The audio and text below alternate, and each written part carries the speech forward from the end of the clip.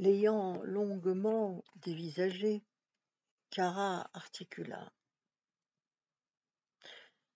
Tes paroles n'ajoutent ni ne retranchent rien à rien. Cette phrase fut prononcée avec indifférence. Tout ça, sans importance, ajouta-t-il. Pourquoi? Dieu nous a créés pour rester bouche cousue? Parce que tu ne sais pas ce que tu dis. Parce que vous voulez que nous restions bouche cousue. Tu divagues. C'est bien. Je me mettrai une muselière, convint Maman. Cara se rappela les raisons de cette guerre que lui avait donnée l'autre jour Abdallah l'épicier. Et à son tour, il voulut servir ses explications à Maman. Mais il se ravisa. Une femme. Qu'allait-elle y comprendre? Le jour où Djilali Ben Youb reçut sa feuille de route, son épouse revêtit le deuil. Comme elle, sa mère se couvrit d'une robe marron. Deux hommes qu'on lui a enlevés d'un coup. Le même destin frappa aussi à la porte de M. Hamed. Les femmes poussèrent dans les deux maisons de longues lamentations, pleurèrent en s'appliquant de grandes claques sur les cuisses.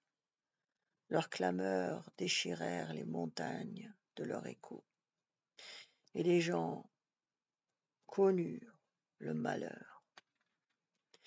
Les hommes, pendant que leurs femmes hurlaient et se frappaient la poitrine, se rassemblaient dehors.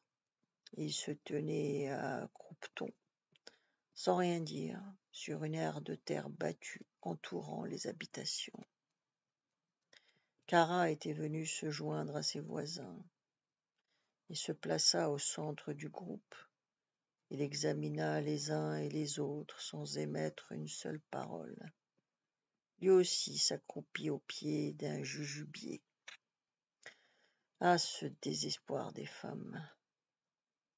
Il ne cessait de soupirer.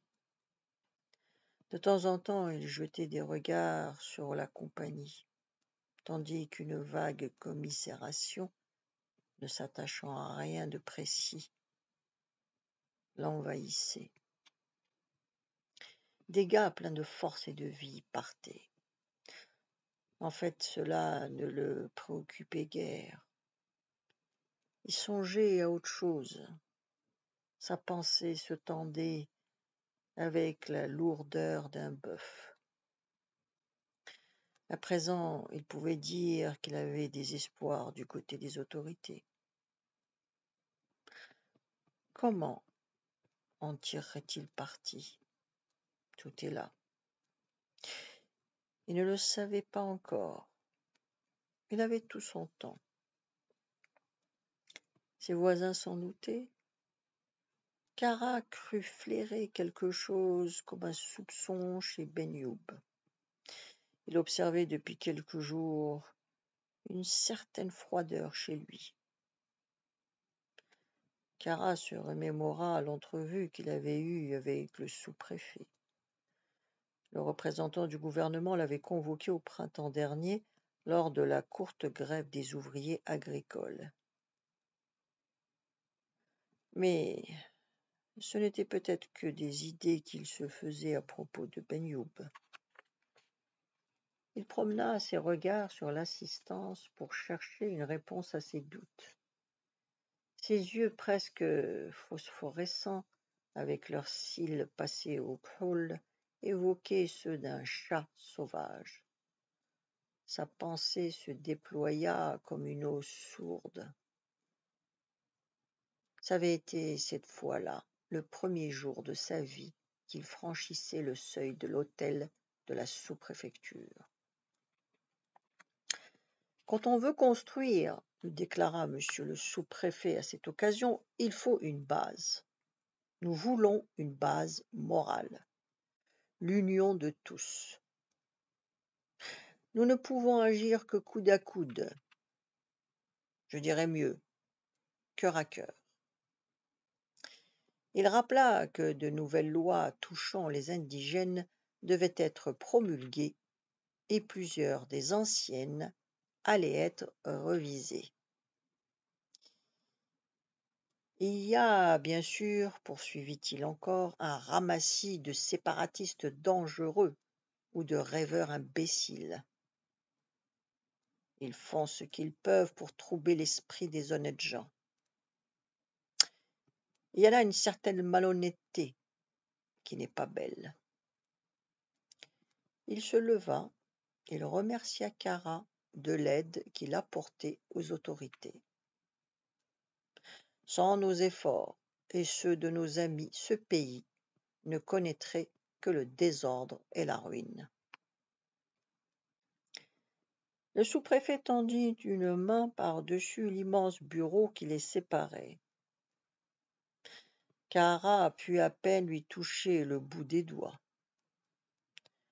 Tout en se dirigeant vers la porte à reculons, n'osant pas tourner le dos au personnage officiel, il porta à plusieurs reprises la main à son front dans une sorte de salut militaire. Cara comprit alors que tous les espoirs étaient permis. Il le savait d'ailleurs, dès l'instant où il avait formé le dessein de mettre les autorités au courant des activités de cette insolente bande de fellahs qui, avec Hamid Sara, s'apprêtait à provoquer des troubles. Ces révélations faisaient doucement, obscurément son chemin en lui. Une source de lave ignorée dans les ténèbres.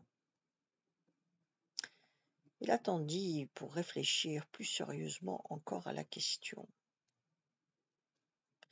Il songea que Benyoub et Mohammed auraient des difficultés à mener leurs travaux avec 3 hommes en moins.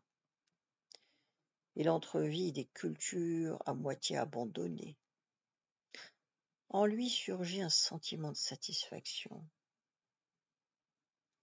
Ses voisins iraient sûrement vers la ruine. Lui, pendant ce temps, il œuvrerait dur. Il pensa aux 2 lourdes vaches françaises que possédait Benyoub. Il les lui envia. Les 3 bêtes qu'il avait faisaient piètre figure à côté d'elles. Étiques, les flancs creusés, semblables à des veaux mal nourris, toutes les 3 ne donnaient pas le tiers du lait que Benyoub obtenait d'une des siennes. Sans compter les temps où, au surplus, ces saletés de bêtes étaient sèches. Il haïssait Benyoub, parce qu'il n'y avait pas si longtemps, mais ça c'était une autre histoire. Cara jura en lui-même et devint dur comme du fer. Il faut que j'en ai une au moins comme celle-là. Maman pleura avec les femmes.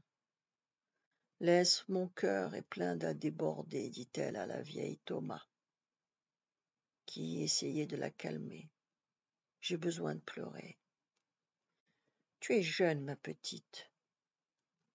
Tu n'as perdu personne, toi. Chasse le malin de ta pensée. Je pleure sur moi et sur ma vie. Les femmes de la maison geignaient tout bas, exhalant des plaintes de bêtes blessées. Elles avaient des voix rauques et le visage lacéré à coups d'ongles. Des pleureuses étaient venues dans l'après-midi. qu'une meule te broie, proféra-t-elle avec un accent monotone.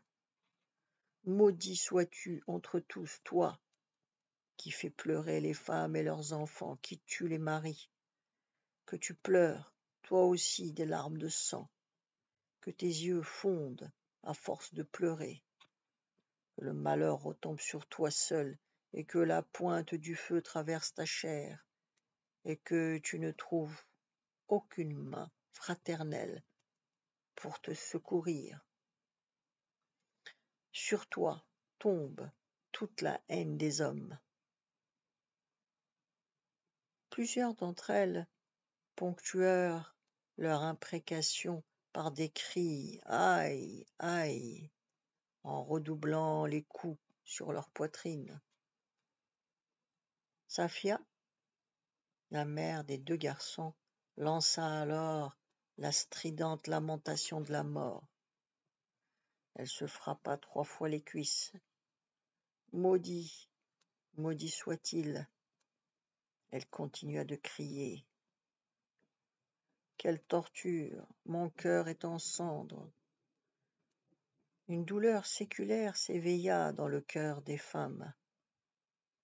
Elles se mirent toutes à sangloter, même celles qui n'avaient ni fils ni mari mobilisés. Elles se tournèrent vers Safia pour pleurer. Une fois de plus, le cri de Safia s'éleva. « Mes fils, et les a emmenés. »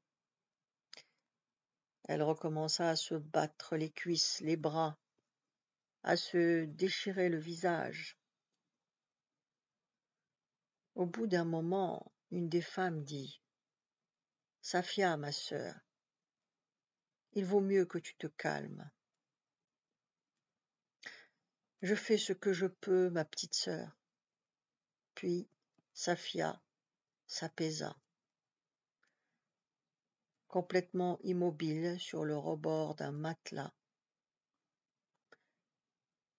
elle posait une main dans l'autre. Plusieurs voisines s'étant rapprochées d'elle, elle n'eut point la force de leur parler. Elle ne pouvait qu'articuler dans un gémissement étouffé. « Mes fils, mes fils. » Quelques-unes qui s'étaient rassemblées devant la porte entrèrent, tandis que les autres restaient sur place, debout. Celle-ci, un fichu sur la tête, se tenait sur une ligne. De temps à autre, elle portait la main à la bouche, apitoyée. Prostrée, Safia se plaignait monotonement. D'autres femmes s'affairaient dans la cour comme pour une cérémonie funèbre. Le silence s'appesantit sur la campagne durant les jours qui suivèrent. Depuis, beaucoup d'épouses, de mères, de sœurs gardèrent leurs robes marron et les châles sombres dont elles avaient couvert leur tête. La suite demain. Vous pouvez vous abonner.